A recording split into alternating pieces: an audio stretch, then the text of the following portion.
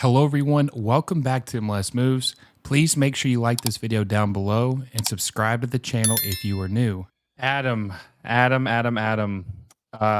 Jesus, man. What the hell was that? US lose 2-0 to Mexico.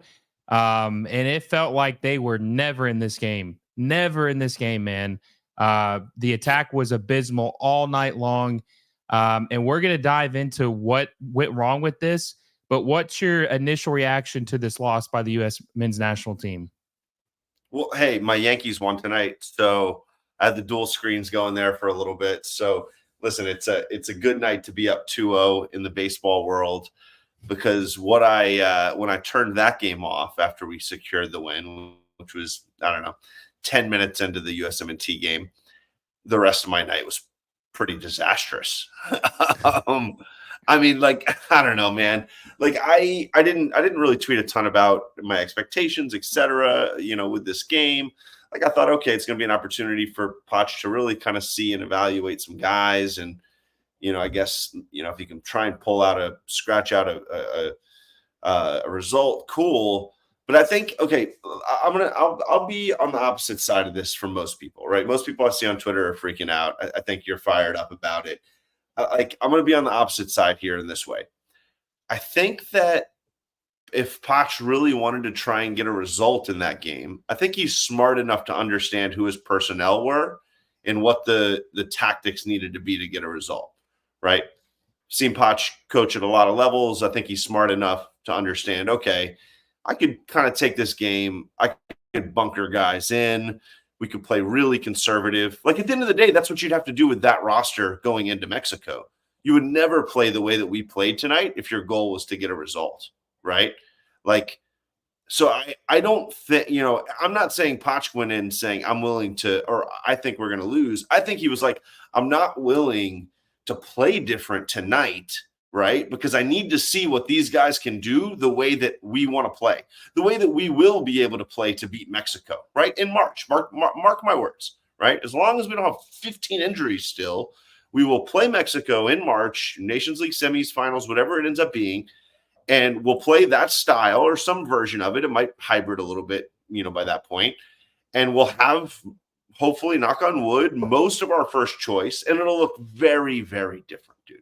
Like, so I say caution to those, yourself included, who are going to jump to any sort of big conclusions based off tonight. I also don't think, and I need to rewatch it, I don't think that the effort levels in game one or game two are that bad. I think our players just weren't very good. And I said that same thing a lot under Berhalter. There were some Berhalter lineups he threw out there where I didn't think we weren't playing hard. So we didn't have very good players on the field. And our tactics aren't good. Our tactics aren't good yet, right? Like, you had 5 days to implement something, right? Like, the tactically, we're not going to be very sound or good or understand what we're doing yet. And you throw on top of that the fact that we have a bunch of second and third choice guys, and you throw on top of that we're going into Mexico where we've only ever won once, right? And we haven't even gotten that many results in Mexico. We've tied a few times through the years, right? And then you throw on top of that, we're 5 days into building a new system, and Poch probably isn't willing to say, hey, let's bunker and play the way we need to play to get a result. Like, 2-0 isn't shocking. I don't know. Hey, if you're enjoying the video so far, make sure you give it a like down below. Also, if you haven't already, make sure you subscribe to the channel and hit that little bell notification so you never miss any of my videos. I appreciate all the support. Now, back to the video. You're teeing me up, man. You're teeing me up. Okay, so before this ever happened, right? We talked about Poch. Me and you were level-headed. We said expectations have to be low because he's building something for 26, not 2024, not 2025. My big issue is not with him. My big issue is I think the effort level tonight was abysmal. Dudes were walking around looking lackluster, lost in the sauce, like they didn't want to be there. And the first game, I agree, the level of effort was good. But my biggest complaint, Adam, is that some of these guys we're going to have to count on if there's injuries, and they didn't step up to the plate. Brendan Aronson was atrocious tonight. Malik Tillman was atrocious tonight. Josh Sargent has been bad for the U.S. men's national team, but to his credit, he didn't even get a chance to be bad tonight because he never got a chance to do anything. They had no chances tonight, and Busio had a good first 20 minutes. He looked good. He had crisp passes. He had great pace. He looked confident. And as the game went on, his production level and his confidence just slowly dwindled down to where he was playing bad. And it just felt like all these guys kind of brought me back to a point we talked about when Poch was hired, an issue with Berhalter. Some of these guys are entitled to believe that they are part of the 23, 26-man roster no matter what happens.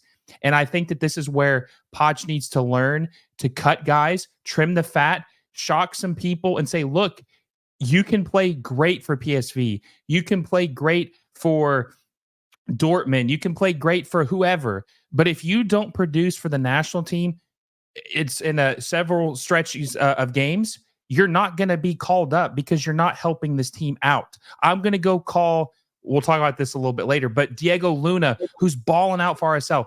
I would rather go get a hungry kid like him as a third option to try out, because what do you have to lose if these dudes are playing this bad? Oh, I wouldn't be shocked if we see a ton of roster turnover between now and November. I really wouldn't. And when I say that, I just mean, like, I think a bunch of guys played their way out of at least a short-term chance. Like, I don't know, man. Like, I just think about it, okay? And this is where I will blame Poch, right? It's short-term blame, and hopefully he'll learn from it. And I'm not freaking out yet. And I just want to preface this for everyone, right? Because I got a couple of these comments out there. Like, oh, you need to hold Poch to the same standard you held Berhalter to. Totally agree. Guys, go back and look at my tweets from 2019 and 2020. I preached caution. I preached patience. I preached, okay, I didn't love the hire, but we got to give the guy a chance. Let's let him build. People are freaking out when we lose to Canada. People are freaking out when we don't win the Gold Cup. And I'm saying all the same stuff I'm saying right now back then, which is like, guys, our personnel isn't good enough to beat Mexico in a Gold Cup final. Like, if Josie's going to blow that chance, right? This is talking about 2019. We're not going to beat Mexico. Like, we had one chance, really, and he blew it, right? And Mexico had all the chances in that game. And Berhalter's a new coach. And, same 2020, like, people are still freaking out about him. Early 2021, I'm like, guys, World Cup qualifying is going to be the test, right? That is the test. And to me, Berhalter was failing World Cup qualifying tests. Like, we weren't good enough at that point in time. And I will be totally fair to Poch, right? And I'm not even going to give Poch as much time. I'll be fair because next Gold Cup, I'm going to expect to see a different level of team and a different level of performance than what we saw, not tonight, Copa, right? Because that's what we're building from. We're building from Copa last summer, and we better see a different type of team and energy and all of that good stuff next summer, right? So I'll preface it with this, but now I do want to put some blame, not on him, but just on, guys, we're not a possession team. Like, we're just not, man. Like, Mexico is doing the same thing people have done to us for years. Here you go. You guys can have the ball. Absolutely. Go ahead, take it. Cool. Now we're going to put a little bit of pressure on you. We're going to dial it up a little bit more. And, okay, who do you guys have? You got Miles, Scally, and Ream. Okay, Ream's not bad with the ball, but kind of slower than he used to be, not nearly as good as he used to be. You've got Jedi pushing up the left side, not good in possession. Sorry, as good as Jedi is, not going to rondo you through pressure, not his strength.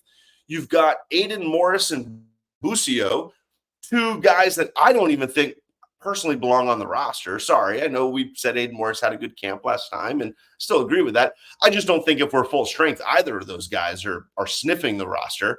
Okay, and on the right, we have Musa playing on the wing, which I know he scored a goal, but I don't see it. I don't see that as a long-term success factor. Interesting, kind of cool choice, but I don't know. Like, I hope that's not our long-term answer, right? At that right kind of outside. We're in trouble if it is. We're in trouble if it is. Also, Musa isn't good at connecting and playing intricate possession soccer through press.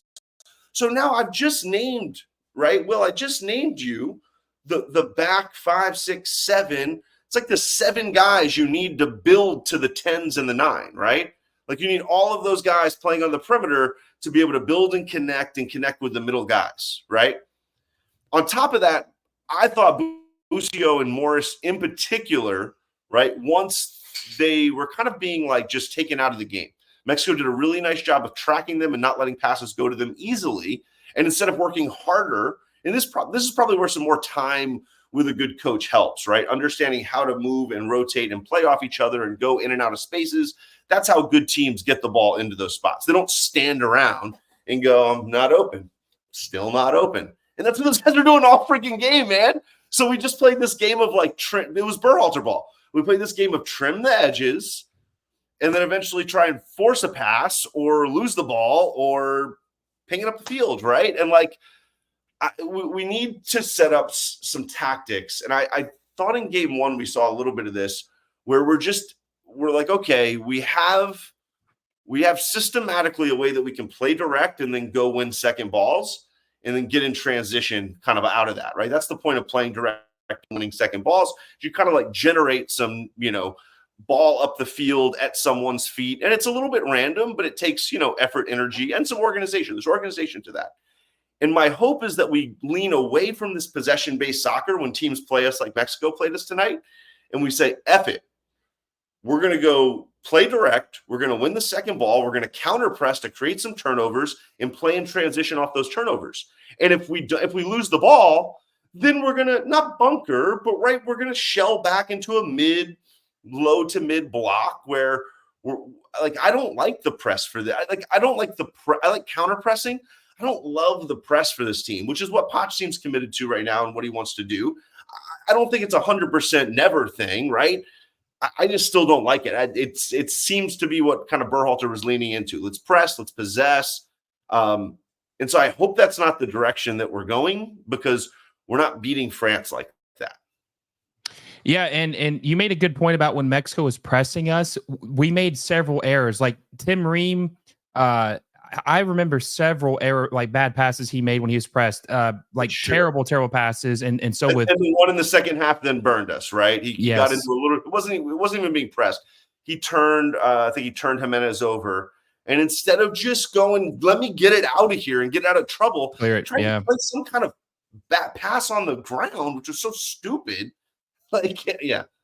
But the problem is too, is that there are some players that will never sniff the starting 11, but there are some guys that are going to be starting 11 players, right?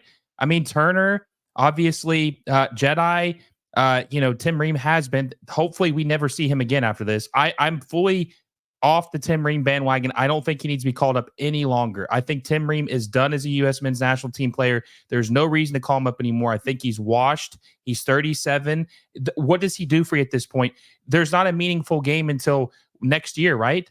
An honest, meaningful game. He should not be playing for you in 2025 at 38 years old. He needs to be done. If you don't have a replacement for him at that point, you're in trouble, okay? We got bigger questions that need to be answered at that point. But Brendan Aronson is supposed to be at least a super sub. He's not going to be a starting 11 player, but he's supposed to be a depth piece you can count on. And Musa obviously starts.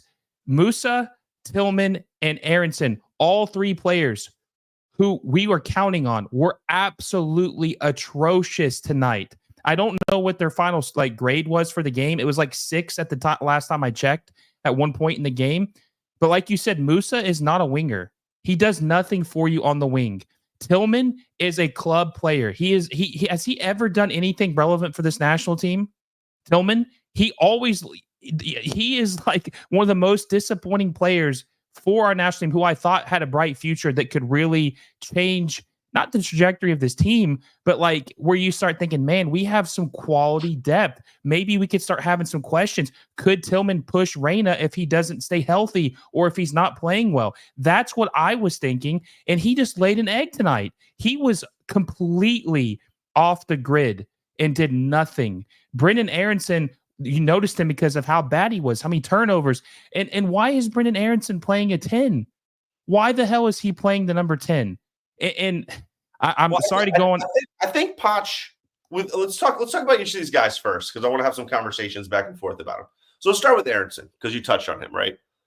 So one, I think Brendan Aronson has been really bad for the national team and really average for club. I know people throw highlights up every once in a while of him doing something, but anytime I watch a game at the club level that he's in, he's supremely average, dude. Like, and I just haven't seen any growth since Salzburg. Like, I haven't seen the guy get better. Like, he looked better in 2021 for club and country than he looks right now. Like, so I just don't think that guy's gotten better. I just don't think he's skilled enough.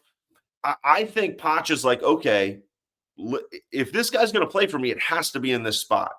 Because if the way Poch is envisioning playing is what we saw, right, this camp, which I don't hate the idea, right? I don't, like I said, I don't like necessarily how much possession we were trying to, kind of get after today, but like, I don't hate the idea of 3 in the back in possession, pushing 2 guys wide, having, Gio Pooley in those like half spaces to create, like, I like the ideas, right?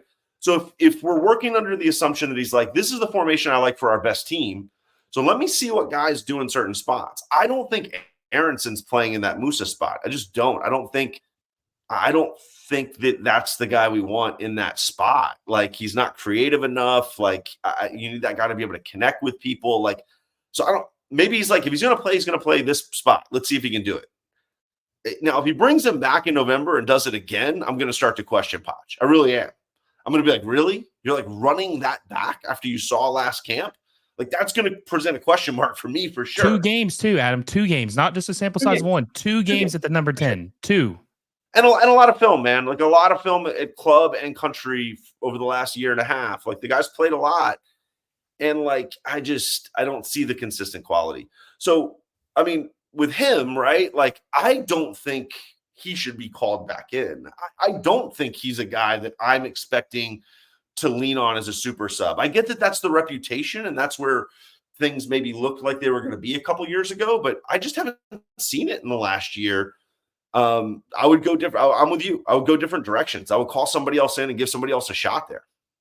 Yeah, and I agree 100%. And that's why I feel like Diego Luna is a player I keep mentioning, and I know he plays in MLS. I don't think you care about that. I don't think anybody really cares if he's good and he's contributing. We'll talk about Brandon Vasquez later because he's obviously playing in a league that's not as good as most European leagues or most of the leagues our guys are playing in. But Diego Luna is a guy who seems like he'd be scrappy, Adam. He'd come in here and he'd fight his ass off to try to make sure he makes this 26-man roster. And I think we need some of that. We need some dudes and some dogs who come in here, get scrappy, and make it a tough decision for Poch. Brendan Aronson just seems like he is entitled to a 26-man roster spot or a super sub spot. He plays like with no urgency.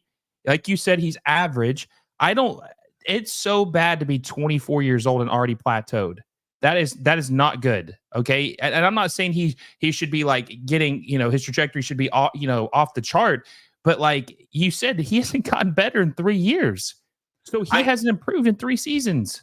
But before we talk about the next player, I just want to talk about this because I think you're going to firmly disagree with it, which I'm okay with.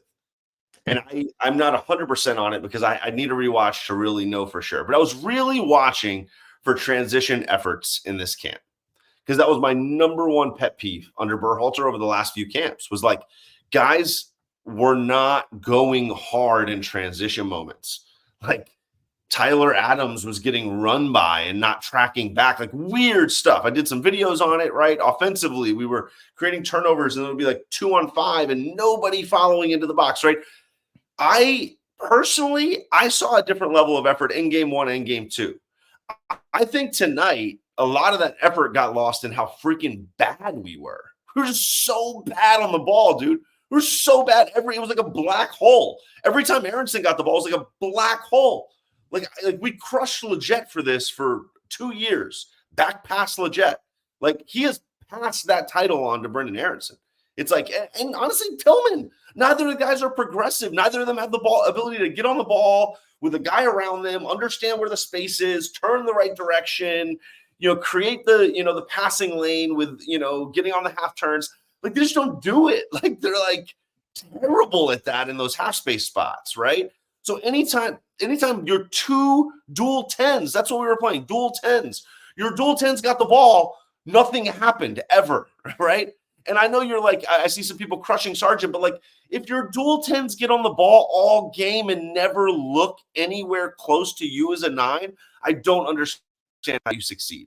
Vasquez had a little bit of success late in the game because we were playing a little bit more direct, and he's a big physical dude, and that's going to suit him way better. And he actually had some nice chances. And honestly, at that point in the game, in my opinion, Mexico was kind of floating around, and Zendejas and him brought a lot of energy late in the game, which was nice. But I thought if you start Vasquez in this game and you start Zendejas, I don't think it goes much different, man. I really don't. And honestly, I think you could have brought Sargent in late in this game, and Sargent could have looked decent because he was playing against the tired legs, and maybe he would have brought energy. Like this game, in my opinion, was a product of having a lot of players who aren't good enough. Your dual pivot is just not good enough for a game like that. Sorry, Busio and Morris are not good enough. They looked lost. They looked unaggressive. And I'll give them that, right? You need those guys to be aggressive. They were not aggressive. But like Ada Morris, it's his first USA-Mexico game. Busio's just not an aggressive cat, man. He never has been. And if you put him in that dual spot, you're always going to see what you saw tonight. So like just, I don't know, man, flaw, everywhere flaws. Moose is getting on the ball, losing the ball. Ten's getting on the ball, losing the ball. You know, Busio and Morris couldn't even get on the ball, in my opinion. Like they couldn't even literally find the ball. So like, how do you succeed if all of those things, like, I don't even get how it could possibly look good, right? So yeah, I don't know, maybe our effort dropped. I probably watched the most intently over the first 30. So it very well could have been that our effort dropped after we were like getting discouraged for sure. But I don't know, man. I used to have teams that would, you know, some terrible basketball teams I coached some years. And we get down like 25 and nobody's playing hard. And then I go back and watch and be like, we just stink, man. Like, we don't have good enough players, we don't have shot makers, playmakers, good defenders, big enough guys. Like, we just stink. Like, everybody looks bad and everybody looks like they're not playing hard when you stink. So I don't know, man. Like, but to your point, like, are we going to need to lean on some of those guys at some point? Like, we are. And I don't know which of those guys even showed they're remotely good enough right now. Like, but Adam, the thing is too, man, it's like it's not like this was the best Mexican team they had. Like this wasn't their A team either. No, it wasn't.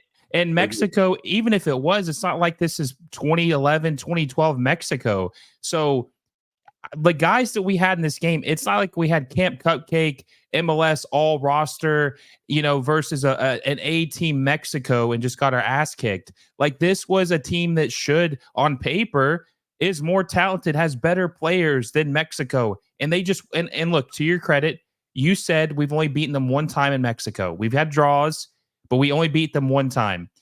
But it just felt like they conceded from the kickoff. They didn't have any intention of winning the game. Busio was the only player in the first 20 minutes that I saw that I thought was remotely good.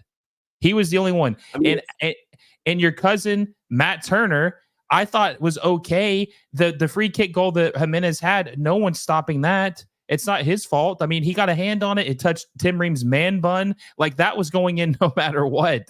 And, you know, I just think that the back line didn't really do him any favors. Obviously put him in bad spots with giveaways. Honestly, Mexico probably could have scored 4 or 5 tonight. I'm honestly surprised they didn't. We only had one real chance, and it was when Vasquez had the shot on goal. So, you know, when you said Sargent, right? You said Sargent gets a lot of grief in that tonight, which I agree with you.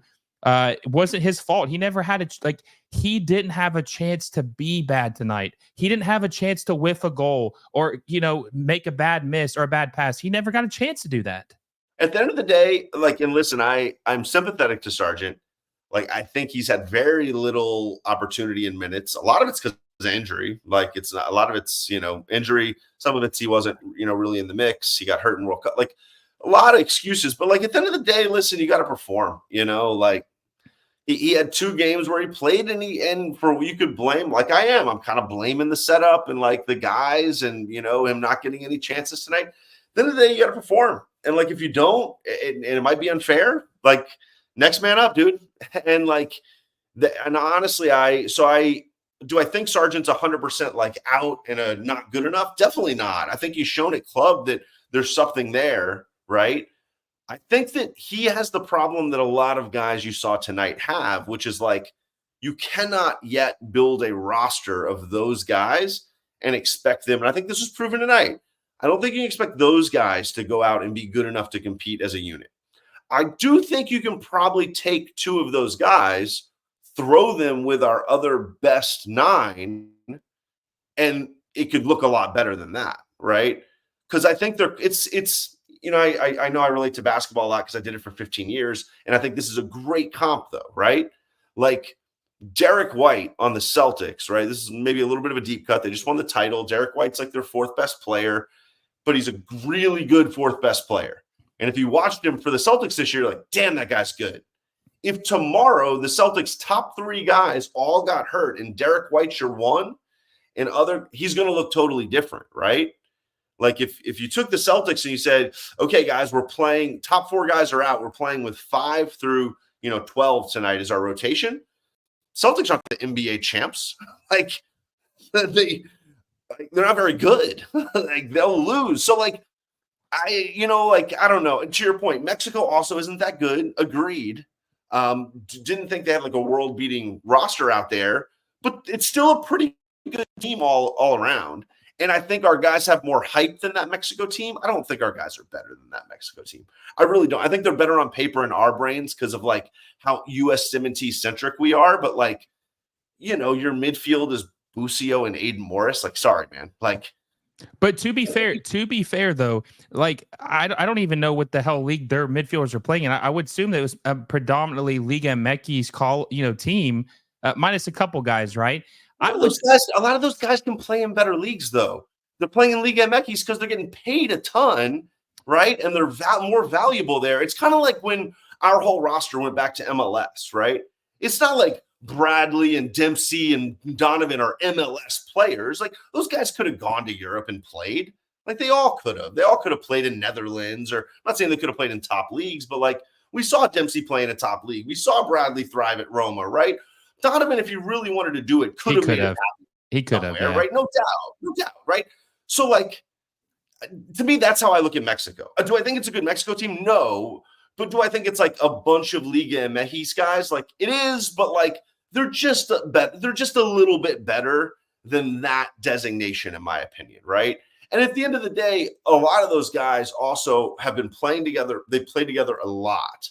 Right? Their youth national teams played together a lot growing up. And I couldn't name exactly who played together, but it's like, that's a bunch of dudes with a lot of experience together. And if you look around our roster, a lot of those guys had never stepped on the field together in terms of which was interesting. I was kind of thinking about that. I was like, man, that's a lot of new dudes and a new system.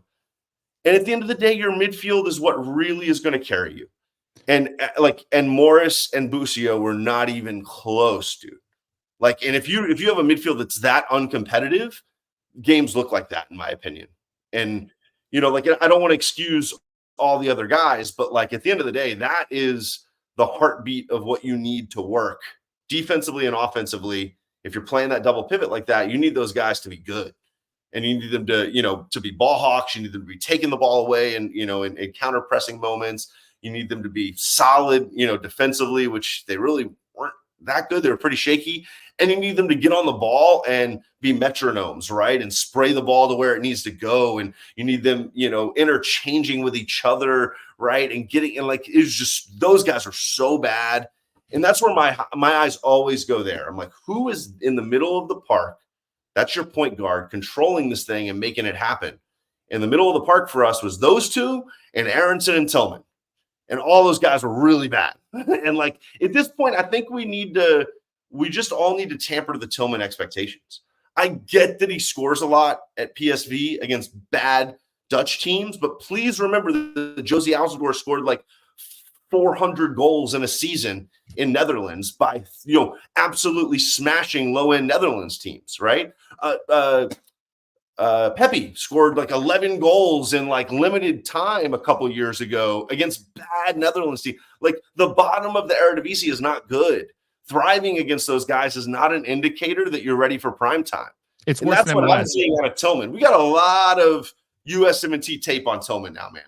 Like we're at a point where we're not like, oh, he's had a couple chances. Like, dude has had 5 to 10 chances, and we're not playing France in these games. And the guy doesn't look very good. Like, I think we just have to call it at this point for right now. I'm not saying forever, but in the short term, like that guy's not the answer as much as we want him to be. And we need to, like to your point with Aronson, we need to find some different answers. We need to bring in some, if those guys aren't going to be ready, if they're called upon as backups, then who is, right? Something we got to figure out, man, because if, like I said, if something happens, like the first thing I thought of tonight was, holy hell, do we miss Christian Pulisic? Holy hell, because the man just makes magic out of nothing, right? He is able to build the attack and create chances and do things that we don't normally see. But yeah, I think that we need to see Poch. It's the Warriors losing Steph. It's like, it is, man, yes. The Warriors really could have used Steph. And like, I get it. Pulisic's not the best player in the world. Steph's one of the best. But it's just that impact, right? If you take a guy who's strong on the ball, right? Really confident, can take guys on, understands how to get open and like connect with people, understands how to make runs. Like, that's a lot in one player who's really good. And if you take him off the field and replace him with what Tillman was tonight, yeah, it's like, I don't know, like, yeah, Steph Curry didn't play for the Warriors tonight. They were way worse. Makes sense. And for some reason, we like don't do that with the national team, which is really weird. And everybody's like, you're an excuse maker, right? I got that a bunch today.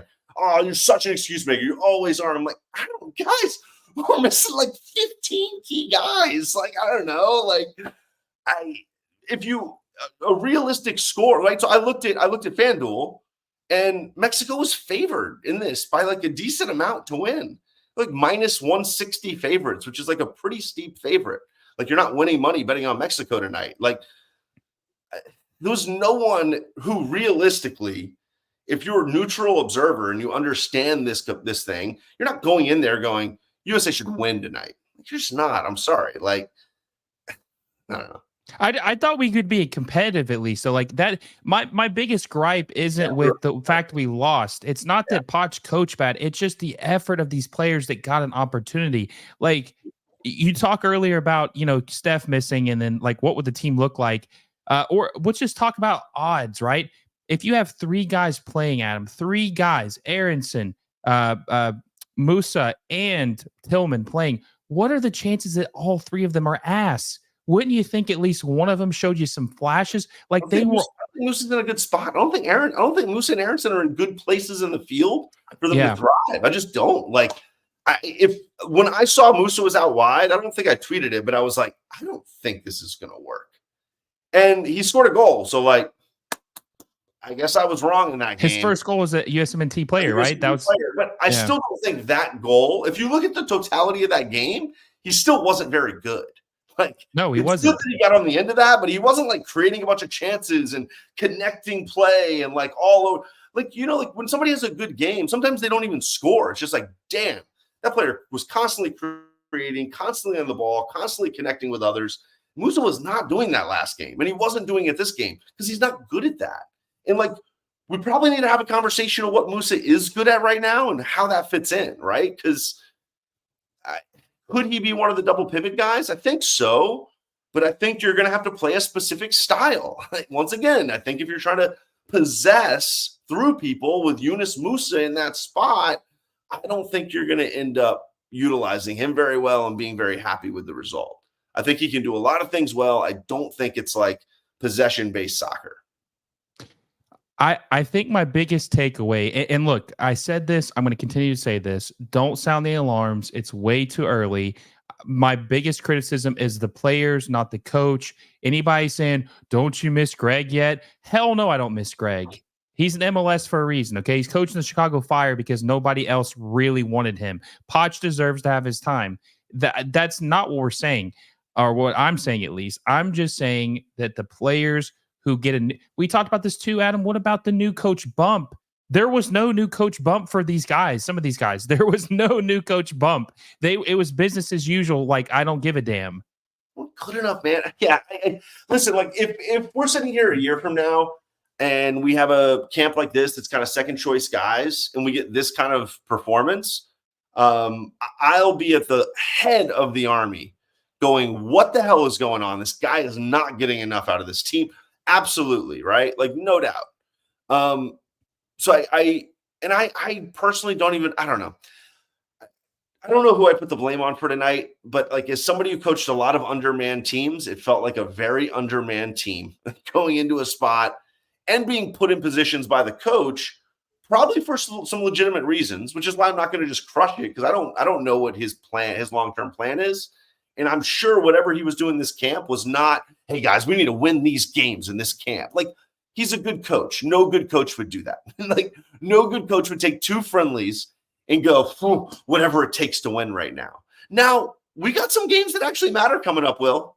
Maybe against Jamaica, who's certainly not bad. That's what they were saying on the broadcast tonight, that it looks like it might be USMNT Jamaica. And now those games do matter. And I'll be really interested. You can't toy around with that. I'll be really interested to see what we do, especially if we have a bunch of injuries, which it looks like we still probably are going to. I'm sure we'll have a couple guys back and playing that we didn't have this camp, and we'll be pushing guys a little bit more in that because it is a competitive window that matters in terms of Nations League.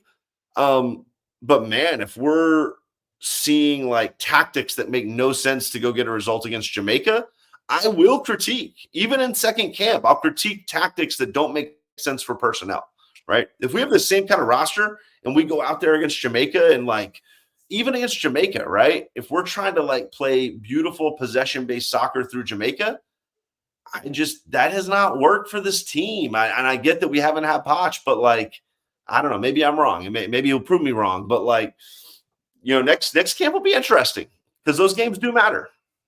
Yeah, they do. So to end this, I want to ask you 2 things, okay? This is, and we're going to do other videos. Good friend of mine. I love to have you on a Talk US Men's National Team, good or bad, right? I've been a lot of bad the last couple times we've been on together. I'm going to ask you 2 grades, okay, for Poch's first camp. I want you to give, and preface that this is, expectations were low. I want you to give me a grade for Poch himself for his first camp, and I want you to give me a grade for the players in their first camp, because we've always had this dilemma. Who is to blame for the bad performance? Is it Greg Berhalter? Is it the players? So I want to, what is your grade for both Poch and the players? I don't know Poch's plan right now. I don't know what he wanted to get out of this camp. It's so hard to grade because he might be going out going, this was an A camp for me as a coach. I learned exactly what I needed to learn, and I know how to move forward now. Because like, that could easily have been what all this was about, right? It's like, hey, I don't have my top guys. So what can I get out of this camp? Like, and that's a legit thing as a coach. I would ask myself, right? As somebody who coached, the college level for a lot of years, like, okay, our 5 best players are out of practice today. What are we going to get accomplished today, right? Like, it's a different day if my 5 best guys all have to sit out, And if there's a game and it's like, I've got a game, I had a couple of years where I had a bunch of freshmen, right? And like the goals in those seasons were way different than when I had juniors and seniors. They just were. And it's not like we weren't trying to win, but like my primary objectives in a lot of those years were like setting that group of players up for success long-term, which meant I did kind of sacrifice some stuff short-term at times, right? In order to do that. So like, I don't know, is that what Poch was doing? So it's hard to give him a grade. Listen, if we have to just frankly give a grade based on what we saw overall compared to what we saw last camp and in the summer, I'll give it like a C+. I'll give it a B-. I mean, we beat Panama, and honestly, we beat Panama relatively handedly. It wasn't really very close. Like, we didn't dominate, in the way I think some people hoped we would, but like, certainly that wasn't a game where if we run that 5 times, we lose 3 of them. Like, no, you run that game back 5 times, we win 4 times, right? Maybe they get lucky once. That's better than what we saw in the summer where we lost to them. And then I don't know. I had no expectations going into that Mexico game away. It wasn't a great camp for him personally. From my standpoint, it was kind of a C+, B-. Like, okay, but I didn't expect much more in this camp. Just being honest, like I didn't expect us to come in and with 5 practices be like, whoa, we look like 2018 Spurs. Like, no, it's not how it's going to work. What do you think? I'd give him a B because expectations were low. I think we saw some positive things in the first game. The positive thing of beating Panama, a team we lost to in Copa America, right? Even though we didn't see anything revolutionary and he's figuring things out, even figuring things out, we're still able to win 2-0. So I think that's... And we had a lot of second choice, third choice players playing in that game too, just being honest. If you look at the roster we had versus Panama in the summer, it was a much better roster than what we just threw out against them this camp. and we took care of business. We won. So now the Mexico game was bad, but that's where I would put it more on the players. I would give him a B, and I think that jury's out. Like there's still so much to learn. He did what he was supposed to do in the first camp, as far as like rolling it out, seeing how things are, testing the water, seeing how players react and how they perform. But if we're going with the players, I mean, the first game I would have probably said it was a B minus, but with how bad this game was, I think I'd have to bring the overall grade down like to C minus, honestly, because tonight was just so bad. It was so bad. Regardless of who it was playing, second string, third string, it was abysmal. So I would say Poch is getting for his first camp ever a B. The players are getting a C minus. We had a legitimate 8 guys with a chance to go make something happen this camp and make some noise. None of them made noise, in my opinion. Like I came out of the camp with 0 players making noise in a way that was like, whoa, like that guy, you know, like, and I get like Musa scored his first goal. Cool. But like, he still didn't make noise this camp. Nobody's stock is up after this camp. Nobody's stock is up. Nobody. That's what I'm saying. I can't. Nobody. The midfielder stock is not up after tonight, right? I thought Busio looked pretty decent in the first game. I thought he had some okay moments. I'm still just not a Busio guy. I'll be honest. He's not I just don't think he's my flavor. Tonight wiped that all out, though, Adam. Tonight wiped that all out. All the progress, for sure, because it was like, wiped it all out. You are who I thought you were, and like all of the Serie A, watch him play in Serie A. Like guys, when somebody gets promoted, it doesn't mean they're a Serie A player. If they get bought by a Serie A team, that means they're a Serie A player. That's just how I look at it, right? Like I get that he's playing in Serie A, but like let me know when a top flight team buys Gianluca Busio, then I will believe that people value him as a top flight player, right? Like, and so at the end of the day, man, like if your midfield, it's just fundamentals, bro. Like if your midfield just gets owned, right, you get dominated. And like if you can own the other team's midfield, you get dominated. Like the reason we hung with England at the World Cup is because we owned the midfield. We dominated the midfield in that game. We made those guys look ineffective. We were more physical. We were tougher. Like, and we weren't trying to possess and play pretty soccer through them. We were just like, let's go muddy it up and be way better than them. And we were way better in the style that we made them play. And I thought we dictated a lot of that game, even though we didn't win. But like that, it was like the opposite tonight. I mean, Mexico was just like everything in the middle of the park was them. And we couldn't eating our lunch. Eating our lunch. They dominate us all 90 minutes. Can we just I know we're going to head out, but like, how many double pivot guys were we missing tonight that would be closer to first choice? Johnny, McKennie, I would say Musa. We didn't have Musa there, and he's much closer to a first choice Adams. spots. Tyler Adams, Ricardo Pepi, Barlow. Well, no, just in the midfield. Oh, okay, yes, okay, yeah, I got you. That's 2 lines of double pivots. Yeah. In my opinion, would be like all of, and I would put De La Torre there over those guys still. Like you have like a line and a half, and you probably can pick out some other guys, but like I'm not going Tanner Tessman, I'm not going Maloney. Right? I know those guys might be a better answer than those guys, but like not for sure. We had, to me, 5 guys who I've seen perform at a higher level, all not in the middle of the park. So like, was it a second choice roster? It wasn't a second choice midfield. It was a 1, 2, 3, third to fourth choice midfield in terms of double pivot, right? So some caveats. If you're out there really angry about it, like just understand that like if we are this hurt, we're not going to be good. Like we're just not. And if we are this hurt, we have a coach who I think will understand how to set us up differently than he did tonight to try and go hunt a result, right?